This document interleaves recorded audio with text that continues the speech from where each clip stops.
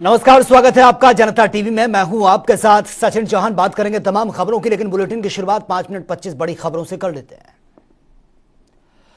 आगरा में हिंदूवादी संगठन ने फूंका है पुतला। वैलेंटाइन डे को लेकर किया गया विरोध प्रदर्शन। कहा फुहड़ता से रहें दूर, साथ ही पार्क में मिलने वाले कपल्स के परिजनों को बुलाया जाएगा मौके पर।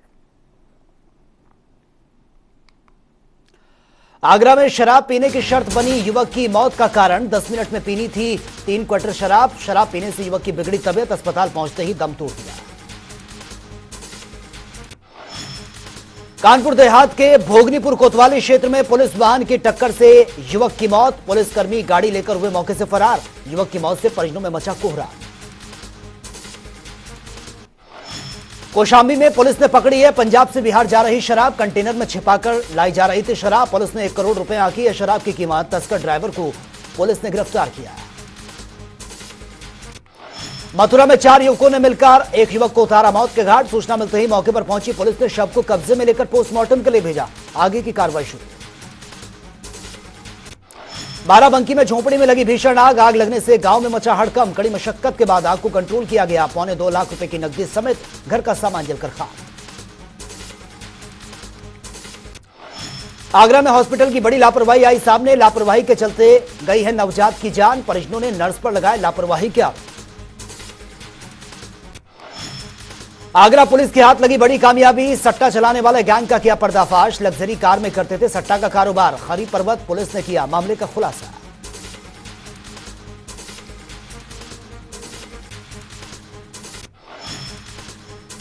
कानपुर के बिट्ठूर थाना क्षेत्र में कब्र से निकलवाकर पोस्टमार्टम के लिए भेजा गया शव। परिजनों ने हत्या की जताई आशंका। 30 तारीख को सड़क दुर्घटना में हुई थी युवक की मौत। आगरा में स्वास्थ्य विभाग की एक नई पहल। प्रदेश में प्रत्येक व्यक्ति के स्वास्थ्य की डिटेल जानने के लिए शुरू किया गया आभा योजना। स्वास्थ्य विभाग की नई इस पहल से लोगों को नहीं करना पड़ेगा लंबा इंतजार। अमेठी में स्वास्थ्य मंत्री मयंक केशवर सिंह ने गृह जनपद में हो रहा है जानलेवा इलाज। हॉस्पिटल में सफाई कर्मी लगा रहे हैं लोगों को इंजेक्शन। मिर्जापुर में नहीं थम रहा है मनचलों का आतंक। राह चलती लड़की के साथ किया दुष्कर्म। परिजनों की शिकायत पर थानेदार ने नहीं की है सुनवाई। ग्रामीणों ने थानेदार के खिलाफ जमकर किया प्रदर्शन। हरदोई के मलम्बा कोतवाली क्षेत्र में 2.5 साल की मासूम के साथ हैवानियत। कमाधा ने बालिका से किया दुष्कर्म के बाद आरोपी फरार। हरदोई में पूर्व सैनिक वेलफेयर फाउंडेशन के पदाधिकारियों ने कलेक्ट्रेट ऑफिस के बाहर किया प्रदर्शन। मजिस्ट्रेट को ज्ञापन देकर समस्याओं को सुलझाने की मांग की।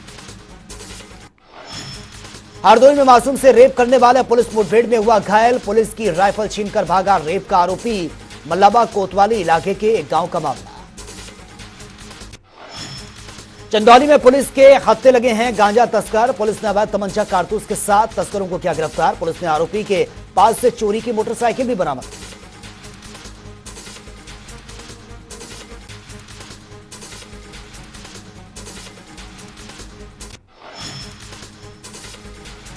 फिरोजाबाद में मानवीय संवेदना हुई तार-तार। नाले में मिला ज्ञात शव। जेसीबी की मदद से शव को निकाला गया। सूचना मिलते ही पुलिस मौके पर पहुंची। रायबरेली के हरचंदपुर थाना क्षेत्र में तेज रफ्तार कार ने रिक्शा को मारी टक्कर। रिक्शा सवार 5 लोगों को आई गंभीर चोटें। भाग रहे कार सवार को पुलिस ने गिरफ्तार किया।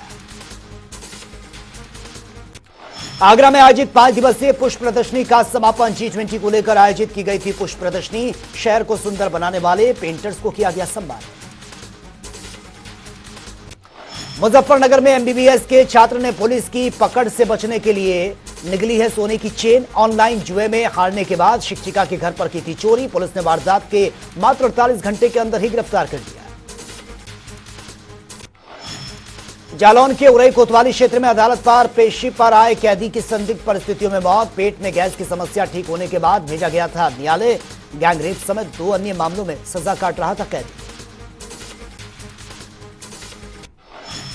हरिद्वार में आईआईटी रुड़की के छात्र की गंगा में डूबने से मौत। दोस्तों से तैरकर गंगा पार करने की लगाई थी शर्त। पुलिस मृतक के दोस्तों से कर रही है पूछताछ। फतेहपुर में अनियंत्रित होकर पलटी है श्रद्धालुओं से भरी बुलेरो। चालक की मौके पर ही मौत। महिलाएं सहित 10 लोग घायल। घायलों को अस्पताल में भर्ती करना पड़ा। हमीरपुर में अवैध परिवहन जांच कर रही खनिज टीम पर हुआ जानलेवा हमला। ट्रक चालक ने बैरिकेडिंग तोड़ते हुए विभाग की गाड़ी में टक्कर मारने की कोशिश की। पुलिस ने ट्रक को रोककर चालक को गिरफ्तार किया।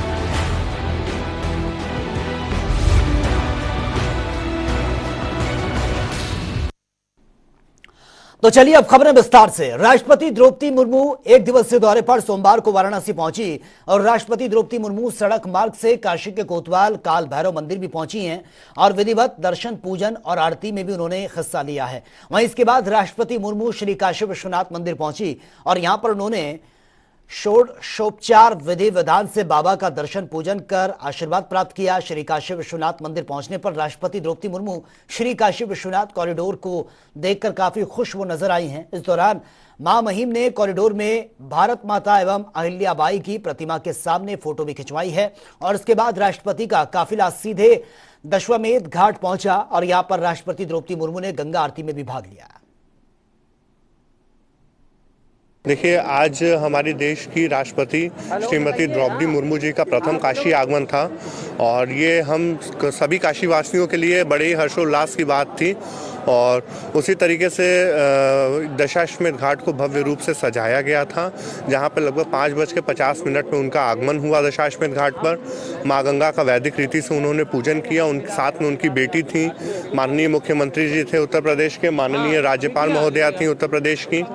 और उसके बाद लगभग 40 मिनट तक बैठकर उन्होंने दशाश्वमेध घाट पर भव्य मां गंगा की महाआरती देखी और आरती देख के वो काफ़ी भाव विभोर थी और बहुत प्रसन्न थी।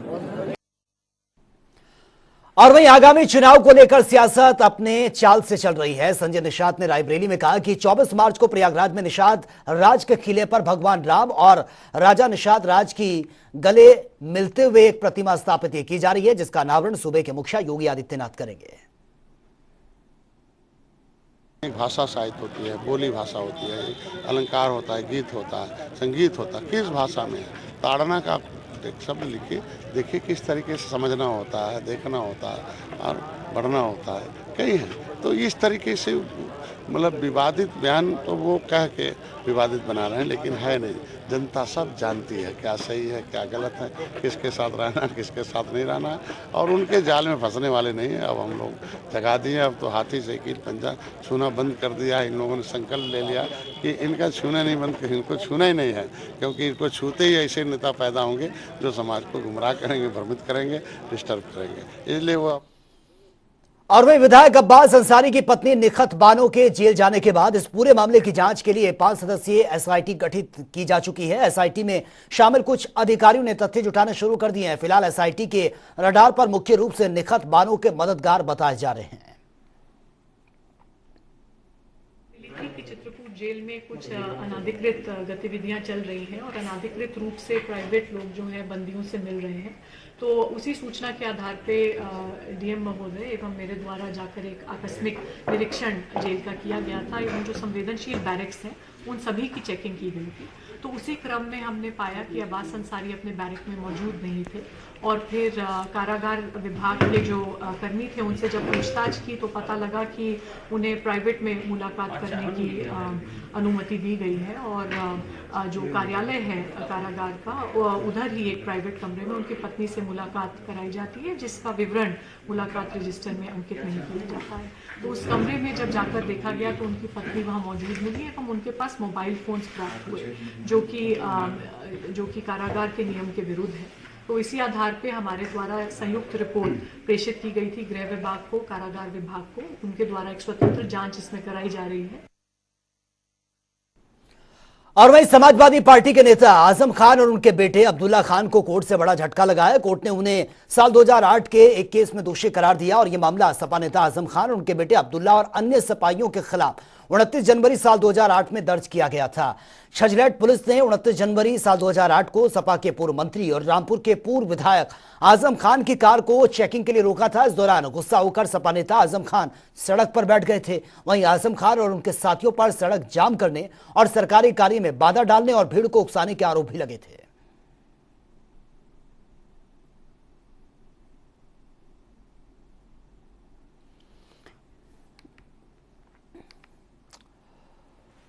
तो 2008 का ये पूरा मामला है जिस पर ये बड़ा एक्शन लिया गया है और आजम खान और अब्दुल्ला दोषी करार दिए गए हैं।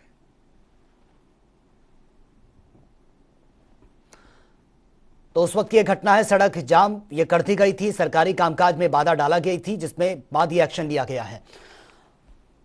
और में उत्तर प्रदेश के मुख्यमंत्री योगी आदित्यनाथ ने उत्तर प्रदेश की कमान संभालते ही एंटी रोमियो दल बनाने का ऐलान कर दिया था और इस दल का उद्देश्य प्रदेश भर में स्कूलों और कॉलेजों के बाहर लड़कियों से छेड़छाड़ रोकने का यह काम था। लेकिन पूरे प्रदेश में एंटी रोमियो कार्य भी कर रही है। लेकिन कल 14 फरवरी यानी कि वैलेंटाइन डे के पहले ही अयोध्या में एंटी रोमियो स्क्वाड अलर्ट हो गया है। एंटी रोमियो स्क्वाड ने आज अयोध्या नगर कोतवाली क्षेत्र के गुलाबबाड़ी गार्डन में बैठे लोगों से पूछताछ की है और परिजनों के घरों पर फोन करके पूछताछ की गई है। हिदायत भी दी गई कि फालतू में गार्डन पर या मैदान पर वो ना बैठे हैं। और दिल्ली के रामलीला मैदान में आयोजित जमीयत उलमा ए हिंद की जनसभा में मौलाना अरशद मदनी की तरफ से एक विवादित बयान सामने आया। इस्लामिक धर्मगुरु और सनातनी धर्मगुरु इस पर भड़क गए हैं। जनसभा में मौजूद अलग अलग धार्मिक गुरुओं ने अरशद मदनी के विवादित बयान को सिरे से खारिज कर दिया है। सवाल पैदा होता है कि मनु पूजते किसको थे। कोई कहता है कि शिव को पूजते थे, लेकिन उनके पास इल्म नहीं है। बहुत कम लोग ये बताते हैं कि मनु कुछ नहीं था दुनिया में, वो ओम को पूजते थे। मैंने कहा ओम कौन है?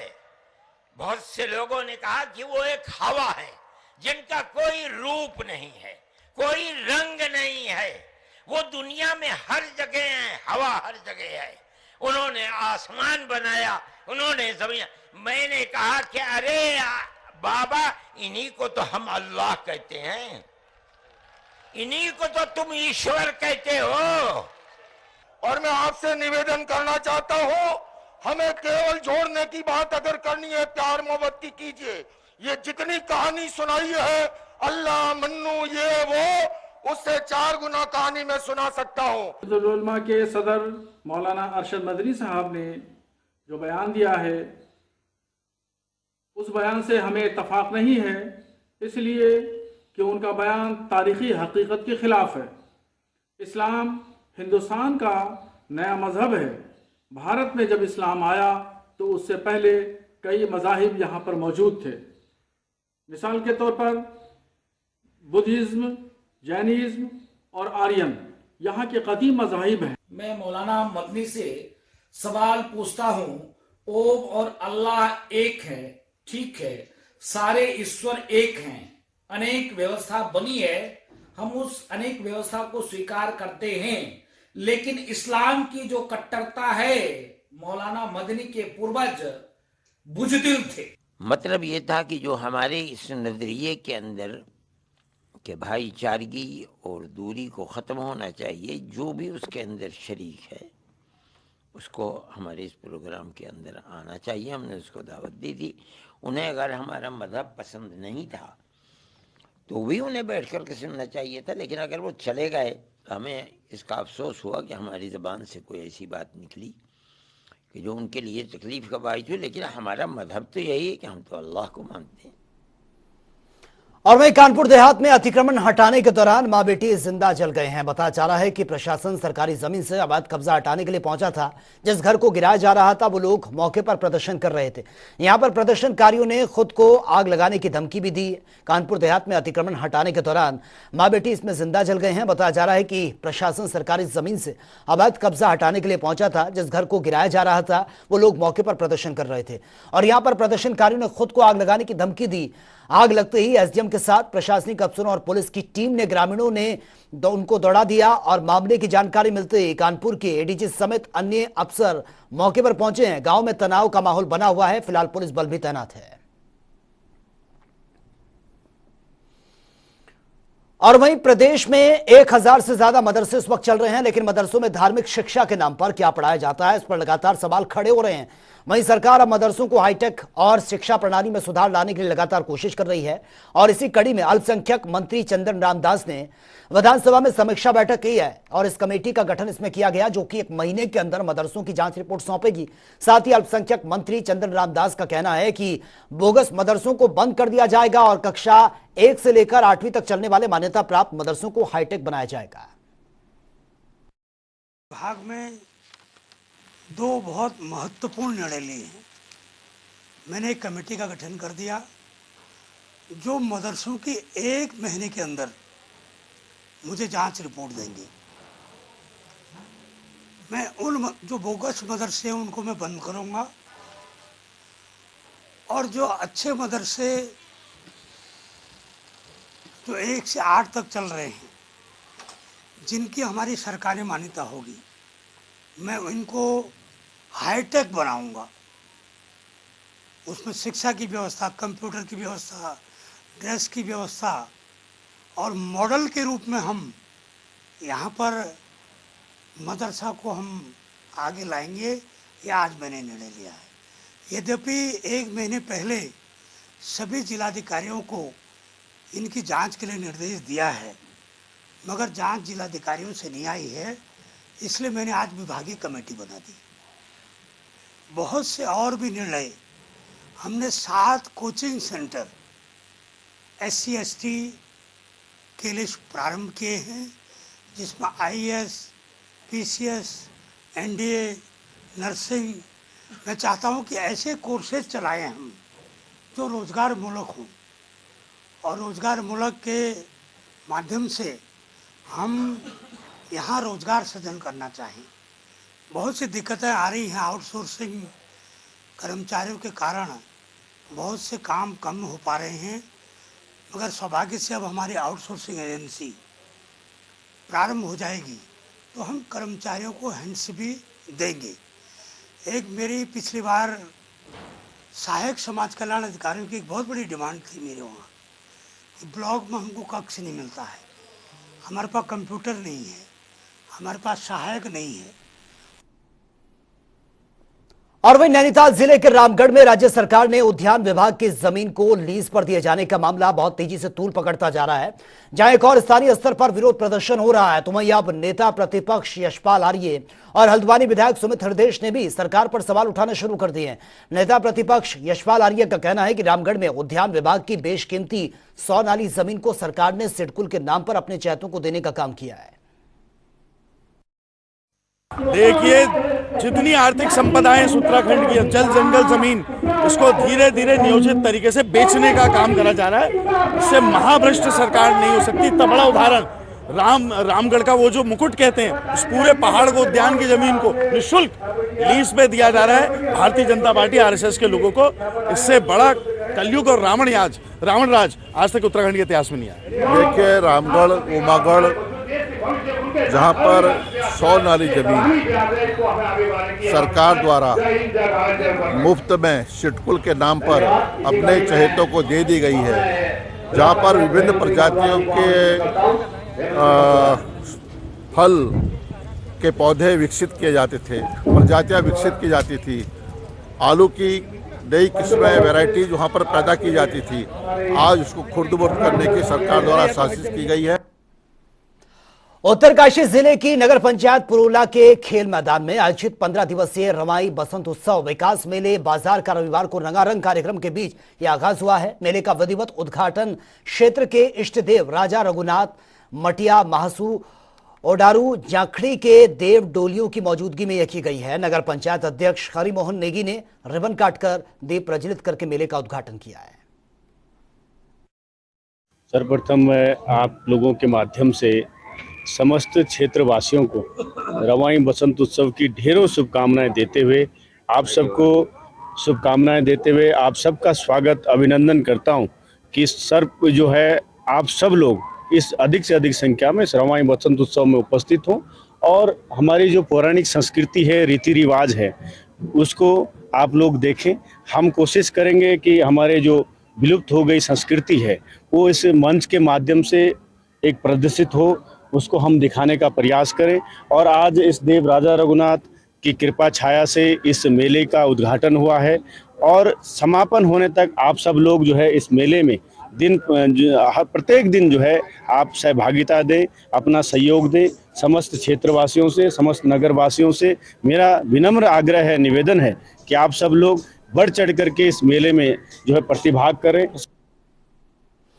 और वहीं हल्द्वानी जिले के कई क्षेत्रों में हो रही लगातार बिजली कटौती से जनता बेहद परेशान है, जिस पर विद्युत विभाग के अधिकारियों का कहना है कि ग्रीष्मकालीन सीजन की तैयारी ये चल रही है, लिहाजा जहां लोकल फीडर्स में रिपेयरिंग के काम चल रहे हैं तो वहीं हाईवे के किनारे पेड़ों की छटाई का काम भी चल रहा है, जिस वजह से कभी कभी शटडाउन करना पड़ता है। फिलहाल जिले में रोस्टिंग पूरी तरह से समाप्त हो गई है। वर्तमान में हमारे यहाँ रोस्टिंग नैनीताल जनपद में समाप्त हो गई है, लेकिन आप जैसा कि विदित ही हैं कि आने वाला ग्रीष्म काल का जो हमारा पीक लोड का समय आने वाला है, उसके लिए हम लोग अपने सिस्टम में कुछ रिनोवेशन के काम कर रहे हैं। उसके लिए लोकल लेवल पे विभिन्न फीडरों पे सुधार के काम करने के लिए शटडाउन्स लिए जा रहे हैं।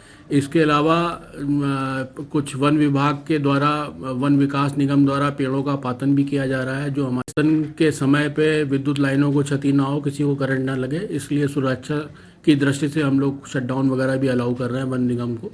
तो उस वजह से स्थानीय स्तर पर कुछ बिजली की आपूर्ति बाधित हो रही है, जिसके विषय में हम लोग समाचार पत्रों के माध्यम से और व्हाट्सएप मैसेज के माध्यम से लोगों को एडवांस में सूचित भी कर रहे हैं। और वे बागेश्वर के जिला कार्यालय में जनता दरबार का आयोजन ये किया गया, जिसमें 32 जन समस्याओं को ये रखा गया और बताया जा रहा है कि जनता दरबार में आए फरियादियों की अधिकतम समस्याएं पीडब्ल्यूडी विभाग से जुड़ी हुई थी। वहीं बागेश्वर जिले में लंबे समय से पीडब्ल्यूडी विभाग की कार्यशैली सवालों के घेरे में है। फरियादियों का कहना है कि जिन सरकार द्वारा जिन सड़कों को बनाने की स्वीकृति मिली है, उन निर्माणाधीन सड़कों का कार्य बहुत ही धीमी गति से चल रहा है। समस्या है रोड की, जो रोड हमारी 6 साल पहले ग्राम पंचायत चचे के लिए कट चुकी है, वो खाली रोड मशीन से रास्ता बना दिया है, खाली ली काट दी है। उस रोड में 2 मोटर पुल हैं, 2 मोटर पुल में एक भी पुल नहीं बने, जिसमें कि कन्नलगढ़ नदी है जो उसमें मोटर पुल का 2 बार टेंडर लग चुका है, दोनों बार इन्होंने कैंसिल कर दिया है। तीसरी बार हम लोग ये एक्शन साहब कपकोट पिटबल्डी को मिल चुके हैं।